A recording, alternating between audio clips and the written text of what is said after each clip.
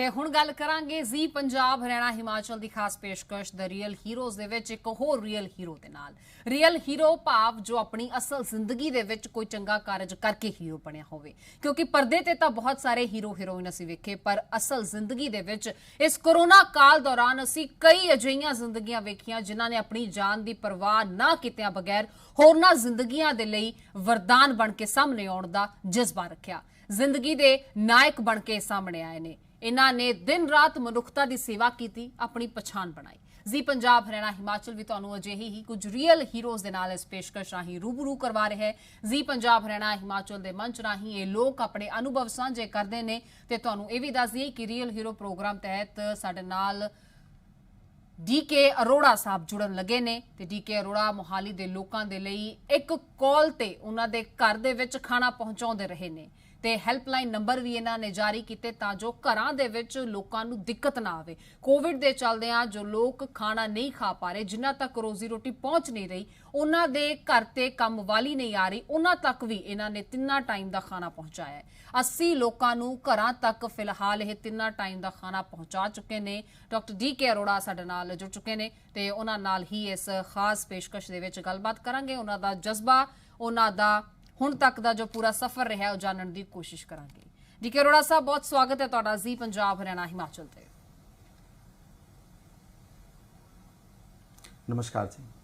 अरोड़ा साहब, असी इस कार्यकाल दौरान, इस कोरोना काल दौरान देखा कि किस तरह लोग अगे आए ने। वो लोग जिन्होंने अज तक वेख्या नहीं सी, उन्हां लोकां नूं भी पछाण इस दौरान मिली, क्योंकि उन्होंने चाही नहीं पर उन्हां वल्लों कीते गए कम्मां ने उन्हां नूं अपने आप ही शलाघा दवाई है। ते इसे सूची दे विच तुहाडा नाम भी जुड़िया होया है। पहले तां किदां महसूस करदे हो ते की इस दौरान एक्सपीरियंस तुहाडा रहा?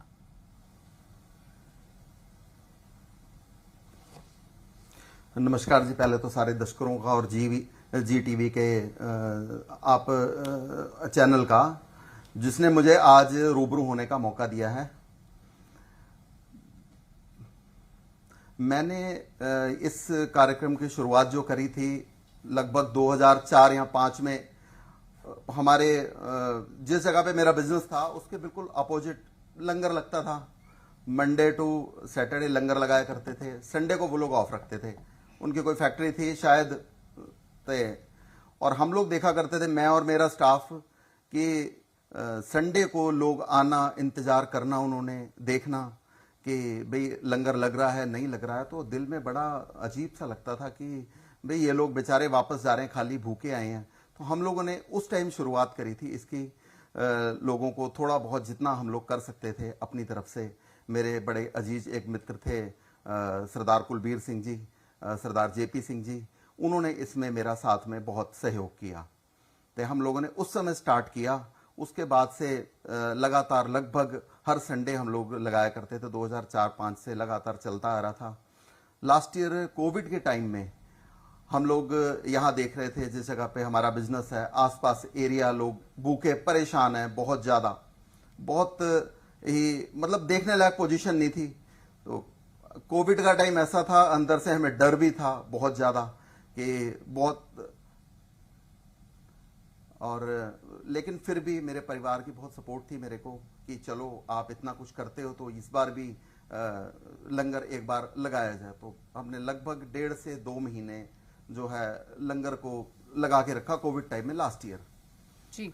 इस बार मेरे पास एक मित्र थे, बाहर रहते हैं मुंबई में। उनकी कॉल आई कि मेरे मॉम डैड कोविड पेशेंट हैं, उनको कोई आसपास नहीं जा रहा। बड़ी अफवाहें हैं इस समय, कोविड पेशेंट के पास नहीं जाना है।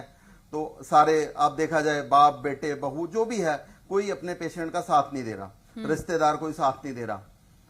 तो फिर हम लोगों ने, मेरे स्टाफ ने, हमारा स्टाफ, हमारे GM साहब हैं मिस्टर शर्मा, लक्की हो गए हमारे मैनेजर, इन लोगों ने कहा कि सर हम ऐसा करते हैं, घर घर जाके लोगों को पहुंचाना शुरू करते हैं।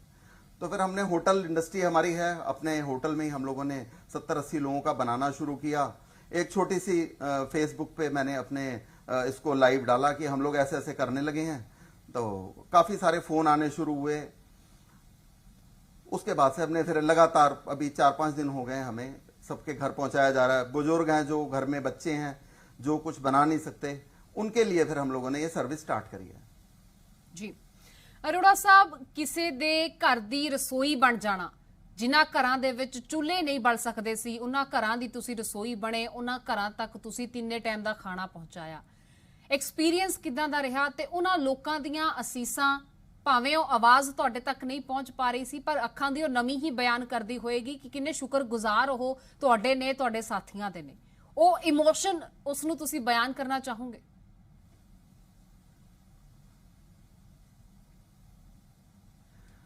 मेरे पास जो कॉल्स आ रही हैं, कुछ एक अभी लास्ट परसों मेरे पास कॉल आई, कोई हमारी एक्चुअली टाइमिंग जो है वो टाइमिंग है, ब्रेकफास्ट टाइमिंग है 11 o'clock तक हमें मैसेज आ जाए और डिनर टाइमिंग है हमारी शाम को 6 बजे तक हमें मैसेजेस आ जाएं।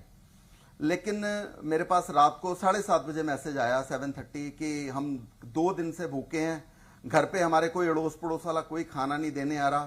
कोविड पेशेंट 2 बुजुर्ग थे, उनके बच्चे शायद बाहर हैं कहीं। तो मैंने फिर अपनी टीम से बात करी, हालांकि टीम हमारी सारी निकल चुकी थी। फिर मैंने अपने मैनेजर को वापस बुलाया, भाई जी आप ये स्पेशली लेके जाओ उनके घर पे। मतलब वो देखने लायक नहीं था, मतलब मेरी आंखों में लिटरली आंसू आ गए कि मतलब ये भी हाल है, अपने बच्चे साथ छोड़ जा रहे हैं। बिल्कुल, कई घरां तक तुसी खाना पहुंचाया। जो टीम तुसी इकट्ठी कीती अरोड़ा साहब, उसनूं इकट्ठियां होण दे विच किन्ना समां लग्या ते अज भी ये कारज तुहाडे वल्लों उवें ही बरकरार जारी है? टीम एक्चुअली ਅਸੀਂ ਹੋਟਲ ਇੰਡਸਟਰੀ ਹੈਗੀ ਸਾਡੀ, ਹੋਟਲ 'ਚ ਮੇਰੇ ਜੋ ਵਰਕਰ ਹੈਗੇ ਸਾਰੇ बड़े सपोर्टिव ने, बहुत साथ देंदे है। ये इन्हों ने मैनू कहा जी ਅਸੀਂ सब हर लोगों के घर पे हम दे के आएंगे सर, इट्स हमारी रिस्पॉन्सिबिलिटी है। कुछ 2-4 मेरे फ्रेंड्स हैं, उन्होंने ये बीड़ा उठाया कि चलो जी हम सबके घर पे हम दे के आएंगे। हालांकि डर बहुत है, हम लोग प्रॉपर प्रिकॉशन रखते हैं, बेल मार के खाना बाहर उनको छोड़ के, जब तक वो ले जाते नहीं हम खड़े रहते हैं, देखते हैं। मतलब कहा नहीं जा सकता कि हालात इस समय ये हैं कि बयान नहीं किया जा सकता जी। ਸੈਕੰਡ ਵੇਵ ਨੂੰ ਕਿਸ ਤਰ੍ਹਾਂ ਤੁਸੀਂ ਭਾਰੂ ਸਮਝਦੇ ਹੋ ਸਰ ਫਸਟ ਵੇਵ ਨਾਲੋਂ? ਕਿਉਂਕਿ ਫਸਟ ਵੇਵ ਦੇ ਵਿੱਚ ਅਸੀਂ ਵੇਖਿਆ, ਪਰ ਹੁਣ ਸੈਕੰਡ ਵੇਵ ਦੇ ਵਿੱਚ ਜੋ ਹਾਲਾਤ ਨੇ ਉਸ ਨਾਲੋਂ ਵੀ ਜ਼ਿਆਦਾ ਬੱਤਰ ਨੇ। ਕਿਉਂਕਿ ਇੱਕ ਤਾਂ ਇਹ ਵਾਇਰਸ ਜੋ ਸੈਕੰਡ ਵੇਵ ਦੇ ਵਿੱਚ ਹੈ, ਜੋ ਇਹ ਸਟ੍ਰੇਨ ਹੈ, ਜ਼ਾਹਿਰ ਤੌਰ ਤੇ ਈਜ਼ੀਲੀ ਸਪਰੈਡੇਬਲ ਦੱਸਿਆ ਜਾ ਰਿਹਾ ਹੈ। ਹੁਣ ਹੋਰ ਇਹਤਿਆਤ ਵਰਤਣ ਦੀ ਗੱਲ ਕਹੀ ਜਾ ਰਹੀ ਹੈ। ਹੁਣ ਡੈੱਡ ਬੋਡੀਜ਼ ਹੋਰ ਵੱਧ ਗਈਆਂ ਨੇ, ਆંકੜੇ ਬੜੀ ਤੇਜ਼ੀ ਦੇ ਨਾਲ ਵੱਧ ਰਹੇ ਨੇ। ਅਜਿਹੇ ਦੇ ਵਿੱਚ ਤੁਹਾਡੇ ਵਰਗੀਆਂ ਸੰਸਥਾਵਾਂ ਜਦੋਂ ਅੱਗੇ ਆਉਂਦੀਆਂ ਨੇ ਤਾਂ ਕਿੰਨਾ ਅਹਿਮ ਉਹਨਾਂ ਦਾ ਯੋਗਦਾਨ ਹੋ ਜਾਂਦਾ ਹੈ। ਤੇ ਤੁਹਾਨੂੰ ਕੀ ਲੱਗਦਾ ਹੈ ਤੁਹਾਡੇ ਆਲੇ ਦੁਆਲੇ ਹੋਰ ਕਿੰਨੇ ਲੋਕ ਅਜਿਹਾ ਕੰਮ ਕਰ ਰਹੇ ਨੇ ਜੋ ਅਜਿਹੇ ਲੋਕਾਂ ਦੇ ਲਈ ਮਸੀਹਾ ਬਣ ਰਹੇ ਨੇ, ਜੋ ਇਸ ਵੇਲੇ ਕੁਝ ਵੀ ਕਰਨ ਦੇ ਵਿੱਚ ਅਸਮਰੱਥ ਨੇ? अभी तक तो इस जो हम लोग प्रोवाइड करा रहे हैं बच्चे उनको खाना घर जाके, ऐसा तो अभी कोई मेरी नॉलेज में नहीं आया। एक चंडीगढ़ में होटल है, उसका मैसेज जरूर आए थे हमारे पास, वो देखे हैं, वो चंडीगढ़ में प्रोवाइड करा रहे हैं, हम लोग मोहाली में करवा रहे हैं जी। चंडीगढ़ के सराउंडिंग एरिया जो हमारे मोहाली से लगता है साथ में, 47 सेक्टर हो गया, 40 सेक्टर हो गया, 50 सेक्टर 52 हो गया, कजेड़ी हो गया, ये यहाँ पे हमारी टीम चले जाती है। कुछ प्रॉब्लम्स आ रही हैं चंडीगढ़ बॉर्डर हमें क्रॉस करने में, आजकल अभी पासेस हमारे पास नहीं अवेलेबल हुए हैं, कर्फ्यू लगा हुआ है यहाँ पे मोहाली में, तो जी प्रशासन से कहा गया है हमें कि हमें पासेस जो है प्रोवाइड कराए जाएं। चलो ये भी उम्मीद करते हैं कि प्रशासन तक तुहाडी अपील जरूर पहुंचेगी। तुहाडे ते इत्थे भी जानना चाहांगे कि जो कॉल्स आउंदियां ने वो वेरीफाई कीतियां जांदियां ने, सही हुंदियां ने, या फिर कई लोग जान बुझ के भी इस चीज़ का फायदा चुकन की कोशिश करते हैं? अजिहा कोई मामला आया तुहाडे सामने? नहीं, ऐसा कोई मामला सामने नहीं आया अभी तक, लेकिन कुछ लोगों की कोविड टेस्ट हुए हैं, रिपोर्ट अभी आई नहीं है, लेकिन फिर भी हम लोग खाना उनको प्रोवाइड करा रहे हैं। क्योंकि जो बंदा खाने को मांग रहा है, हमारा पेशेंट के लिए खाना है, जो हमने डॉक्टर से रिकमेंडेड फूड होता है जो पेशेंट को देना है, जैसे खिचड़ी हो गई, दलिया हो गया, इस टाइप का फूड हम प्रोवाइड करा रहे हैं। जो आम बंदा तो मुश्किल ही खाएगा, पेशेंट के लिए ही है वो जी। ਤੇ ਜੇ ਪ੍ਰਸ਼ਾਸਨ ਦੇ ਸਹਿਯੋਗ ਦੀ ਗੱਲ ਕੀਤੀ ਜਾਏ ਸਰ, ਇਸ ਦੌਰਾਨ ਕੋਈ ਐਨਜੀਓ ਤੁਹਾਡੀ ਮਦਦ ਦੇ ਵਿੱਚ ਅੱਗੇ ਆਇਆ ਜਾਂ ਪ੍ਰਸ਼ਾਸਨ ਵੱਲੋਂ ਕੋਈ ਮਦਦ ਕੀਤੀ ਗਈ? ਆਪਣੇ ਪੱਧਰ ਤੇ ਹੀ ਇਹ ਸਭ ਕੁਝ ਕਰ ਰਹੇ ਹੋ? ਕਿਸੇ ਐਨਜੀਓ ਨਾਲ ਤੇ ਨਹੀਂ, ਇਹ ਅਸੀਂ ਆਪਣੇ ਪੱਧਰ ਤੇ ਹੀ ਕਰ ਰਹੇ ਹਾਂ ਸਾਰਾ ਕੁਝ खुद। अपना जो फूड बाहर से मार्केट से परचेज करना खुद ही हम लोग ये अपनी तरफ से ही कर रहे हैं। प्रशासन की तरफ से मेरी एसएसपी ट्रैफिक से बात हुई थी, उन्होंने मुझे भरोसा दिलाया कि 1 या 2 दिन में हम लोग आपको पास प्रोवाइड करवा देंगे। जिससे आपको कोई प्रॉब्लम नहीं आएगी। ਜੀ ਸੋ ਪਾਸ ਤੁਹਾਨੂੰ ਪ੍ਰੋਵਾਈਡ ਕਰਵਾ ਦਿੱਤੇ ਜਾਣਗੇ। ਕਦੋਂ ਇਹ ਗੱਲ ਹੋਈ ਤੇ ਕਿੰਨਾ ਸਮਾਂ ਤੁਹਾਨੂੰ ਲੱਗਦਾ ਕਿ ਹੋਰ ਲੱਗ ਸਕੇਗਾ? ਕਿਉਂਕਿ ਜੇ ਪਾਸ ਮਿਲ ਜਾਂਦੇ ਨੇ ਜ਼ਾਹਿਰ ਹੈ ਕਿ ਜੇ ਗੱਲ ਕੀਤੀ ਜਾਏ ਲੋਕਡਾਊਨ ਦੀ ਜਾਂ ਕਰਫਿਊ ਵਰਗੇ ਸਿਚੁਏਸ਼ਨਸ ਦੇ ਵਿੱਚ ਤੁਹਾਨੂੰ ਆਸਾਨ ਹੋਏਗੀ, ਤੁਹਾਡੇ ਕੰਮ ਦੇ ਵਿੱਚ ਜੋ ਆਸਾਨੀ ਹੋਏਗੀ ਉਹ ਜ਼ਾਹਿਰ ਤੌਰ ਤੇ ਤੁਹਾਡੇ ਲਈ ਹੋਰ ਜ਼ਿਆਦਾ ਹੈਲਪਫੁਲ ਹੈ। ਪਾਸ ਅਜੇ ਮੈਂ ਕੱਲ ਹੀ ਕਿਹਾ ਹੈ, ਐਸਪੀ ਟ੍ਰੈਫਿਕ ਨੂੰ ਐਪਲੀਕੇਸ਼ਨ ਲਗਾਈ ਹੈ ਪਾਸ ਵਾਸਤੇ। ਜੋ ਵਹੀਕਲ ਸਾਡੇ ਚੱਲਦੇ ਆ ਉਹਨਾਂ ਦੇ ਨੰਬਰ ਦੀ ਲਿਸਟ ਦਿੱਤੀ ਹੈ, ਨਾਮ ਦੀ ਲਿਸਟ ਦਿੱਤੀ ਹੈ। ਉਹਨਾਂ ਨੇ ਭਰੋਸਾ ਜਤਾਇਆ ਵੀ 1 ਜਾਂ 2 ਦਿਨ ਚ ਤੁਹਾਨੂੰ ਅਸੀਂ ਪਾਸ ਪ੍ਰੋਵਾਈਡ ਕਰਾ ਦਾਂਗੇ। ਜੀ ਅਰੋੜਾ ਸਾਹਿਬ, ਇੱਕ ਦਿਨ ਦੇ ਵਿੱਚ ਕਿੰਨੀਆਂ ਕੁ ਮੀਲਸ ਨੇ ਜੋ ਤਿਆਰ ਕੀਤੀਆਂ ਜਾਂਦੀਆਂ ਨੇ ਤੁਹਾਡੀ ਰਸੋਈ ਦੇ ਵਿੱਚ? ਇੱਕ ਦੇ ਅਜੇ ਤੇ 70 ਤੋਂ 80 ਅਸੀਂ ਤਿਆਰ ਕਰ ਰਹੇ ਹਾਂ। ਜੇ ਕੁਝ ਜ਼ਿਆਦਾ ਕਾਲਸ ਆਣਗੀਆਂ ਅਜੇ 70 80 90 ਮੈਕਸਿਮਮ ਅਸੀਂ 100 ਤੱਕ ਅਜੇ ਜੋ ਹੈ ਪ੍ਰੋਵਾਈਡ ਕਰਾਏ ਹੈ। ਹੋਰ ਜ਼ਿਆਦਾ ਜੇ ਹੋਏਗਾ ਤੇ ਅਸੀਂ ਜ਼ਿਆਦਾ ਬਣਾਵਾਂਗੇ ਜੀ। ਸਾਡੇ ਕੋਲ ਸਟਾਫ ਹੈਗਾ ਹੈ। ਕਿਉਂਕਿ ਤੁਸੀਂ ਹੋਟਲ ਇੰਡਸਟਰੀ ਦੇ ਵਿੱਚੋਂ ਤਾਂ ਜ਼ਾਹਿਰ ਹੈ ਕਿ ਇਹਤਿਆਤ ਤਾਂ ਪਹਿਲਾਂ ਤੋਂ ਹੀ ਲੈ ਰਹੇ ਹੋਣਗੇ, ਮਾਸਕ ਪਹਿਲਾਂ ਤੋਂ ਹੀ ਪਾਏ ਜਾ ਰਹੇ ਹੋਣਗੇ ਰੋਟੀ ਵਗੈਰਾ ਬਣਾਉਣ ਦੇ ਦੌਰਾਨ, ਪਰ ਮੌਜੂਦਾ ਸਥਿਤੀ ਦੇ ਵਿੱਚ ਜਦੋਂ ਹੋਰ ਜ਼ਿਆਦਾ ਸਾਵਧਾਨ ਰਹਿਣ ਦੇ ਲਈ ਕਿਹਾ ਹੋਵੇ ਤਾਂ ਕੀ ਕੁਝ ਸਾਵਧਾਨੀਆਂ ਤੁਹਾਡੀ ਕਿਚਨ ਦੇ ਵਿੱਚ ਵਰਤੀਆਂ ਜਾ ਰਹੀਆਂ ਨੇ ਵਾਈਲ ਕੁਕਿੰਗ ਜਾਂ ਵਾਈਲ ਸਰਵਿੰਗ ਕਹਿ ਲਈਏ? ਪ੍ਰੋਪਰ ਹਾਈਜੀਨ ਤਰੀਕੇ ਨਾਲ ਅਸੀਂ ਬਣਾਉਂਦੇ ਆ ਤੇ ਮਾਸਕ ਲਗਾ ਕੇ ਬਕਾਇਦਾ ਪ੍ਰੋਪਰ ਮਤਲਬ ਸੈਟਅਪ ਅਸੀਂ ਤਿਆਰ ਕੀਤਾ, ਸਾਫ ਸਫਾਈ ਸੈਨੀਟਾਈਜ਼ ਕਰਕੇ ਫਿਰ ਅਸੀਂ ਫੂਡ ਬਣਾਉਂਦੇ ਆ। ਪ੍ਰੋਪਰ ਪੈਕਿੰਗ ਕਰਦੇ ਆ। ਪੈਕ ਹੋ ਕੇ ਪੈਕਡ ਫੂਡ ਜਾਏਗਾ। ਥੋੜਾ ਜਿਹਾ ਡਿਸਟੈਂਸ ਮੇਨਟੇਨ ਕਰਕੇ ਹੀ ਅਸੀਂ ਸਾਰਾ ਕੰਮ ਕਰ ਰਹੇ ਹਾਂ ਜੀ। ਤੇ ਇਸ ਦੌਰਾਨ ਜੋ ਤੁਹਾਡੇ ਵਰਕਰਸ ਨੇ, ਕਦੇ ਉਹਨਾਂ ਨੂੰ ਕੋਈ ਦਿੱਕਤ ਆਈ ਹੋਵੇ ਸਰ, ਉਹ ਕੋਈ ਅਜਿਹਾ ਵਾਕਾ ਕੋਈ ਤੁਹਾਡੇ ਸਾਹਮਣੇ ਹੋਵੇ ਅਸੀਂ ਸਾਂਝਾ ਕਰਨਾ ਚਾਹੁੰਦੇ ਹੋਵੋ ਤੇ ਅੱਗੇ ਨੂੰ ਅਪੀਲ ਹੋਵੇ ਲੋਕਾਂ ਨੂੰ ਕਿ ਅਜਿਹਾ ਨਾ ਕੀਤਾ ਜਾਏ? ਅਜੇ ਤੱਕ ਤੇ ਕੋਈ ਪ੍ਰੋਬਲਮ ਨਹੀਂ ਆਈ। ਇੱਕ ਜਗ੍ਹਾ ਰੁਕਿਆ ਸੀ ਸਾਨੂੰ ਜਦੋਂ ਬਾਰਡਰ ਕ੍ਰਾਸ ਕਰ ਰਹੇ ਸੀ ਅਸੀਂ, ਲੇਕਿਨ ਜਦੋਂ ਅਸੀਂ ਉਹਨਾਂ ਨੂੰ ਦੱਸਿਆ ਕਿ ਵੀ ਇਦਾਂ ਦਾ ਅਸੀਂ ਇਹ ਫੂਡ ਪ੍ਰੋਵਾਈਡ ਕਰਾ ਰਹੇ ਤਾਂ ਉਹਨਾਂ ਨੇ ਕਿਹਾ ਠੀਕ ਹੈ ਕੋਈ ਗੱਲ ਨਹੀਂ, ਪਾਸਸ ਤੁਸੀਂ ਜਲਦੀ ਬਣਵਾ ਲਓ। ਤੇ ਜੀ ਤੇ ਇਸ ਦੌਰਾਨ ਜੇ ਗੱਲ ਕੀਤੀ ਜਾਏ तमाम ਐਕਸਪੀਰੀਅੰਸ ਦੀ, ਇਸ ਦੌਰਾਨ ਕੋਈ ਅਜਿਹੀ ਗੱਲ ਕੋਈ ਬਹੁਤ ਚੰਗੀ ਤੁਹਾਨੂੰ ਲੱਗੀ ਹੋਵੇ ਜਾਂ ਬਹੁਤ ਮਾੜਿਆ ਕੁਝ ਤੁਹਾਡੇ ਨਾਲ ਹੋਇਆ ਹੋਵੇ? ਕੁਝ 2 ਚੀਜ਼ਾਂ ਅਜਿਹੀਆਂ ਤੁਸੀਂ ਸਾਂਝਾ ਕਰਨੀਆਂ ਚਾਹੁੰਦੇ ਹੋਵੋ?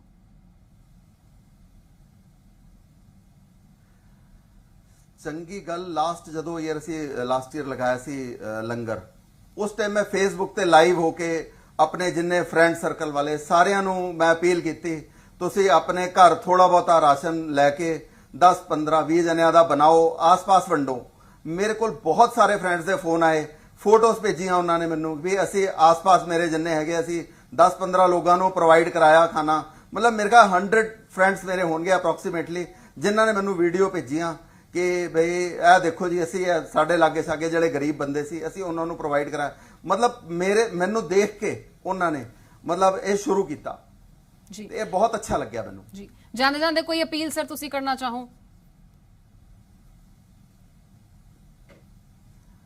ਅਪੀਲ ਇਸ ਟਾਈਮ ਜੋ ਹਾਲਾਤ ਚੱਲ ਰਹੇ ਹੈ, ਮੇਰੀ ਅਪੀਲ ਦਰਸ਼ਕਾਂ ਨੂੰ ਇਹ ਹੈਗੀ ਹੈ ਕਿ ਸਭ ਤੋਂ ਪਹਿਲਾਂ ਵੈਕਸੀਨੇਸ਼ਨ ਬਹੁਤ ਜ਼ਰੂਰੀ ਹੈ ਜੀ। ਵੈਕਸੀਨੇਸ਼ਨ ਨਾਲ ਹੀ ਇਹ ਜੋ ਇਸ ਟਾਈਮ ਬੰਬ ਫੁੱਟਿਆ ਕਰੋਨਾ ਦਾ, ਇਹਨੂੰ ਅਸੀਂ ਕੰਟਰੋਲ ਕਰ ਸਕਦੇ ਹਾਂ ਜੀ। ਵੈਕਸੀਨੇਸ਼ਨ ਮਸਟ ਹੈ। ਵੈਕਸੀਨੇਸ਼ਨ ਜਲਦੀ ਤੋਂ ਜਲਦੀ, ਤੇ ਸਰਕਾਰ ਨੂੰ ਵੀ ਮੇਰੀ ਅਪੀਲ ਹੈ ਕਿ ਜਿੰਨੀ ਜਲਦੀ ਹੋ ਸਕੇ 18 ਤੋਂ 45 ਜੋ ਇਸ ਟਾਈਮ 45 ਤੋਂ ਉੱਪਰ ਲੱਗ ਰਹੀ ਹੈ, 18 ਤੋਂ 45 ਇਹ ਵੀ ਸਟਾਰਟ ਕਰਨ। ਹਾਲਾਂਕਿ ਇਸ 1 ਤਰੀਕ ਤੋਂ ਸਟਾਰਟ ਕਰਨਾ ਸੀ ਲੇਕਿਨ ਪੰਜਾਬ 'ਚ ਅਜੇ ਟਾਲ ਦਿੱਤਾ ਗਿਆ। ਮੇਰੇ ਖਿਆਲ ਵੈਕਸੀਨ ਅਜੇ ਪਹੁੰਚੀ ਨਹੀਂ ਇੱਥੇ ਜੀ। ਚਲੋ ਅਰੋੜਾ ਸਾਹਿਬ, ਬਹੁਤ ਚੰਗਾ ਲੱਗਿਆ ਤੁਹਾਡੇ ਨਾਲ ਗੱਲ ਕਰਕੇ। ਜ਼ਾਹਿਰ ਹੈ ਕਿ ਪਿਆਸੇ ਨੂੰ ਪਾਣੀ ਪਿਆਣਾ ਤੇ ਭੁੱਖੇ ਨੂੰ ਰੋਟੀ ਖਵਾਉਣਾ ਇਸ ਤੋਂ ਵੱਡਾ ਪੁੰਨ ਕੋਈ ਨਹੀਂ ਹੈ। ਉਮੀਦ ਕਰਦੇ ਹਾਂ ਕਿ ਇਸੇ ਤਰ੍ਹਾਂ ਇਹ ਕੰਮ ਤੁਸੀਂ ਅੱਗੇ ਜਾਰੀ ਰੱਖੋ ਤੇ ਤੁਹਾਡੇ ਤੋਂ ਸੇਧ ਲੈ ਕੇ ਹੋਰ ਵੀ ਲੋਕ ਤੁਹਾਡੇ ਨਾਲ ਇਸ ਲੋਕ ਭਲਾਈ ਦੇ ਕੰਮ ਦੇ ਵਿੱਚ ਜੁੜਦੇ ਜਾਣ। ਬਹੁਤ ਸ਼ੁਕਰੀਆ ਸਾਡੇ ਨਾਲ ਜੁੜਨ ਦੇ ਲਈ।